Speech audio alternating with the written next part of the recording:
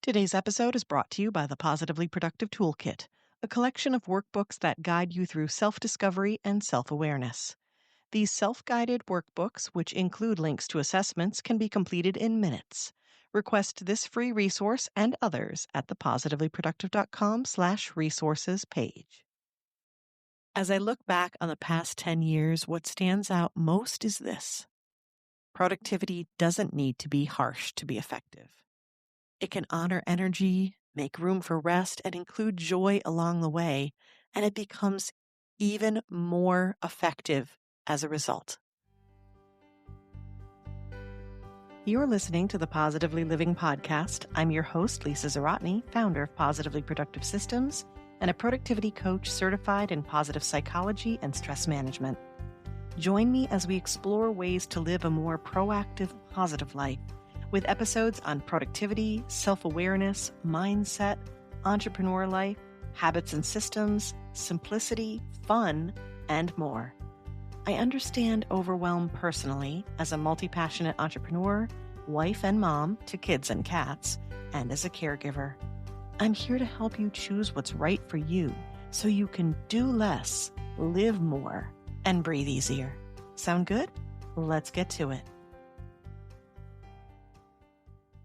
Welcome to the Positively Living podcast. I'm your host, Lisa, and today's episode is a little different in the best way possible because just shy of episode 300, we are marking 10 years of the business behind the podcast, Positively Productive Systems. 10 years ago, I could not have imagined what this business would become with hundreds of clients and interviews and episodes of a podcast. I knew I wanted to help people feel less overwhelmed.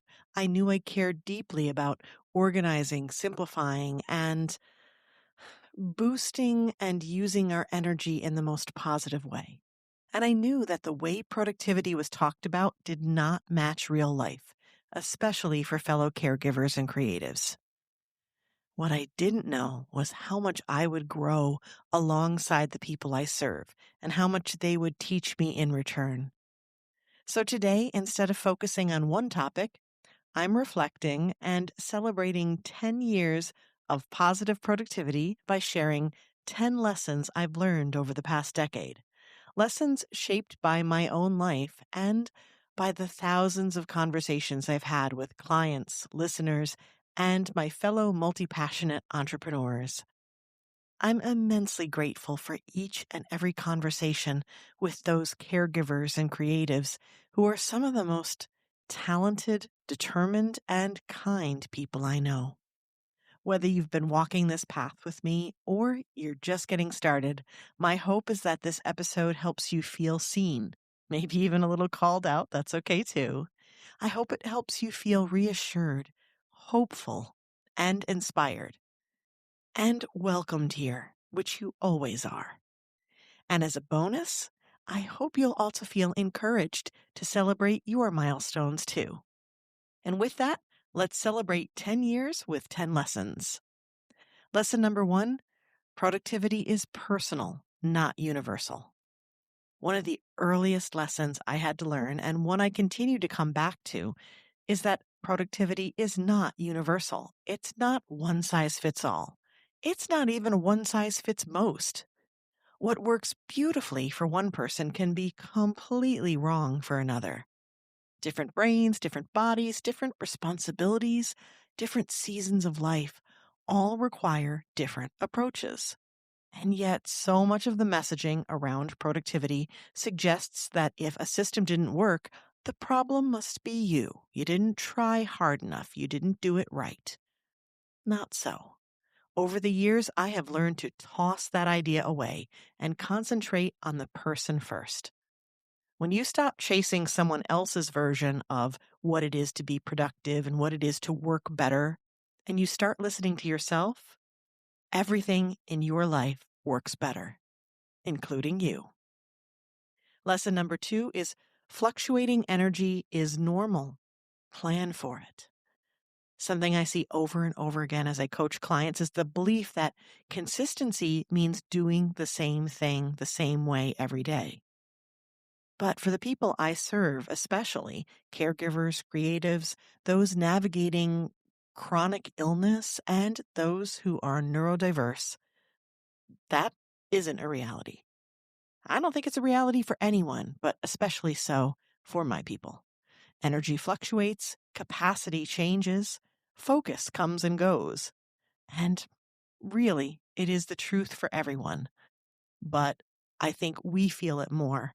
And therefore, it makes the way productivity is spoken about and how there's this one answer or one way to do it that makes us feel even more lost and like it must be us that's the issue. So when I realized how much fluctuating energy was a common thread among my clients and those who were drawn to my kind of productivity approach, to the compassionate side of productivity, it completely reshaped my recommended approach to planning. Rigid schedules, replace those with a structured plan that includes flexibility.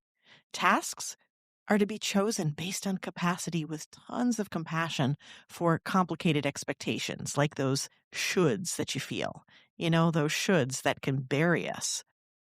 It's not about doing less, it's about working with your limits instead of against them. And the results are far better than you could ever imagine. Lesson number 3 is good enough beats perfect.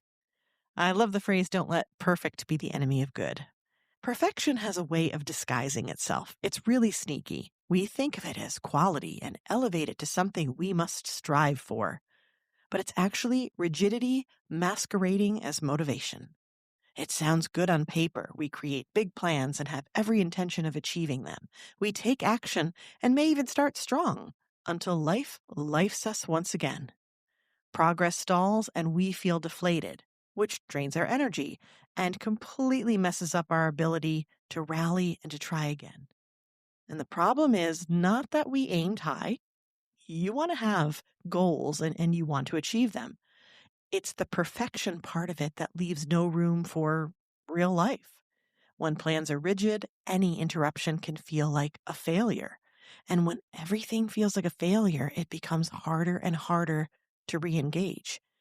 We get tired of repeated attempts and repeated disappointment.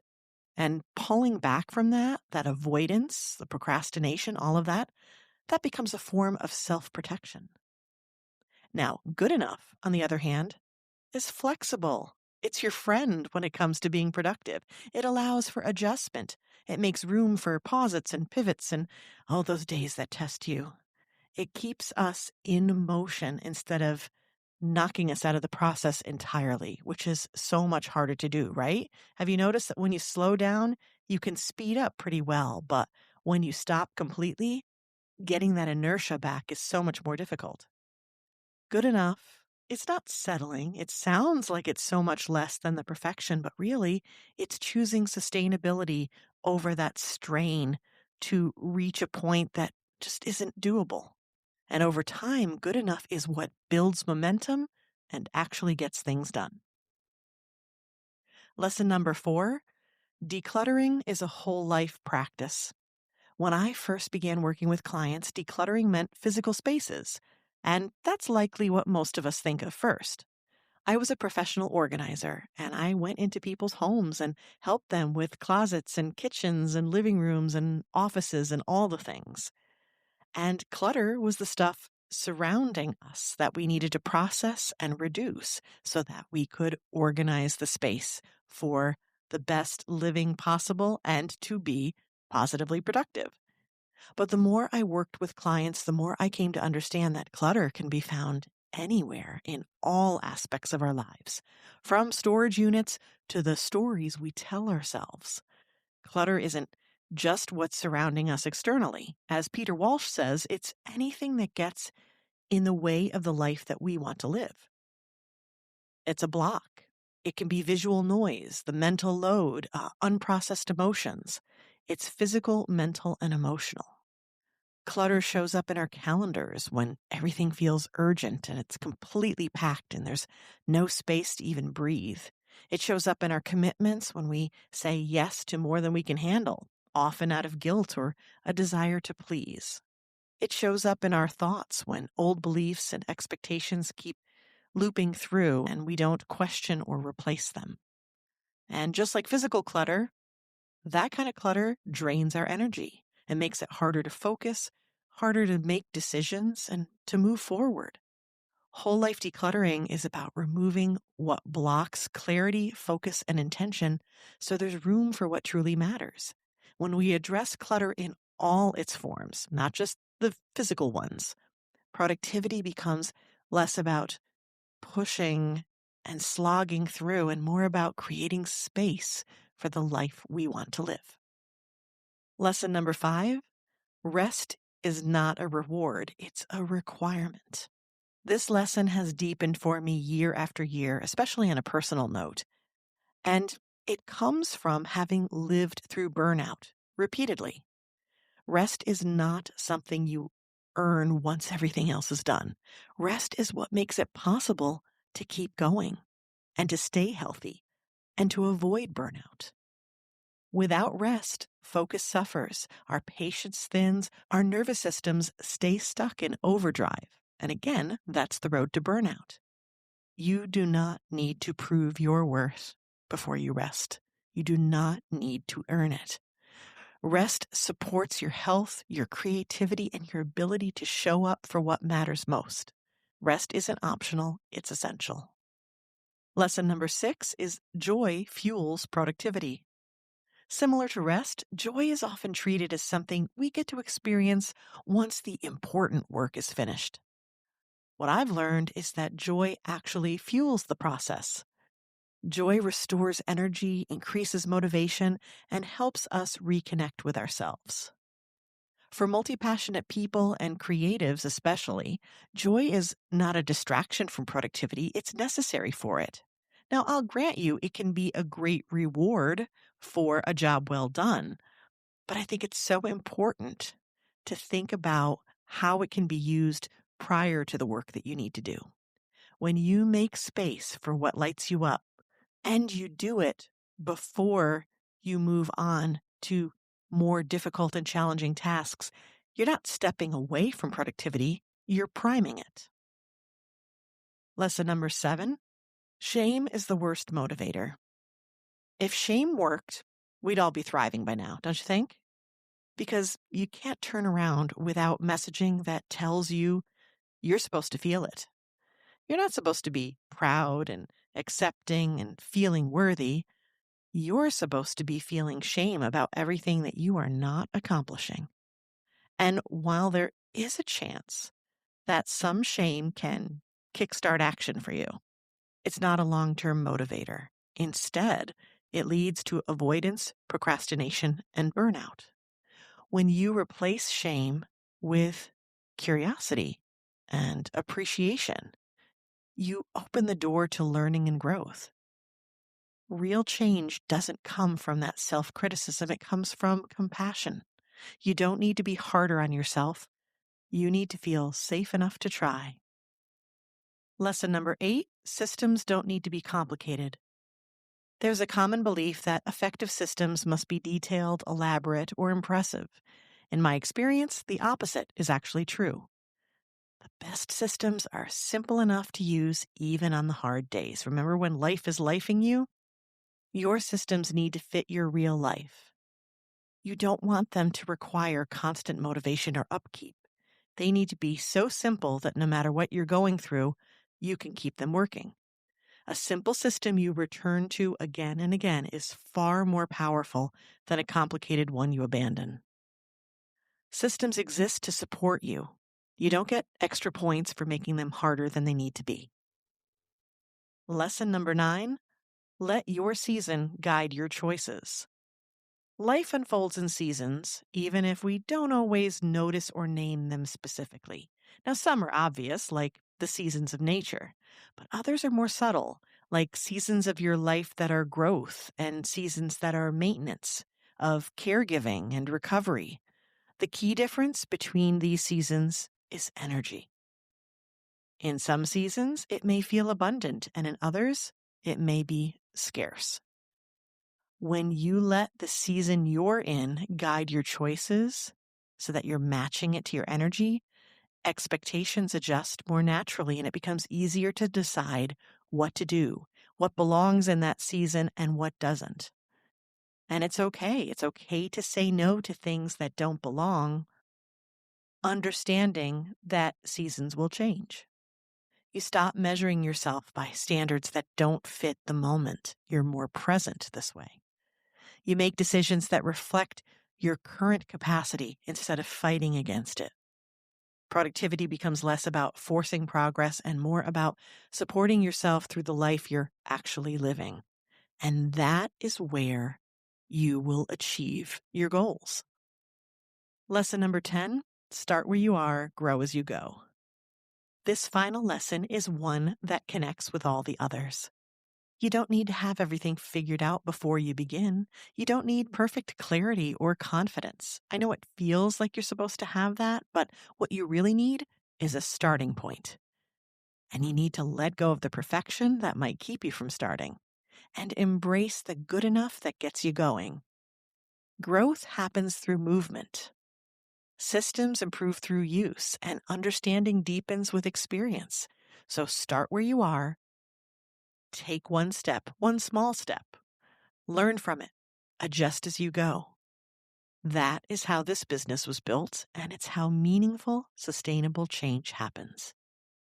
And there they are, 10 lessons for 10 years. Thank you so much for letting me share those with you and for celebrating with me. If you're willing to take the celebration a bit further, I have 2 simple, quick requests. The first is to message me and tell me what you're celebrating. Big or small, business or personal, any celebration will do. I want to cheer you on. The second is to share this episode honoring the 10th anniversary of Positively Productive Systems, the company behind the Positively Living podcast. A quick shout out on social media or a share of this episode would be so lovely and so appreciated. A quick review on Apple Podcasts or a rating on Spotify would be amazing as well. It all helps others to find the podcast so they can be part of this important conversation too.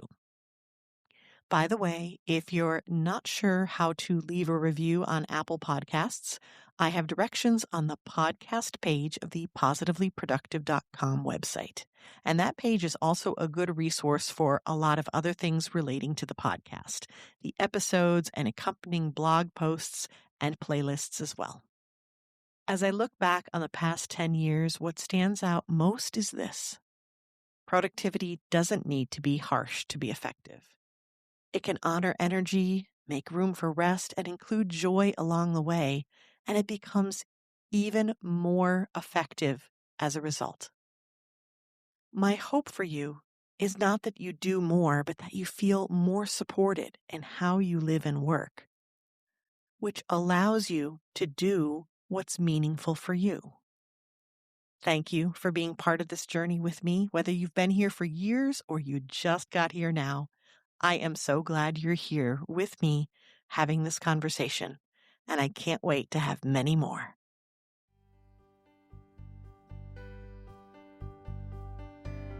Thank you for joining me today. Your time is precious, and I'm honored you chose to spend it with me.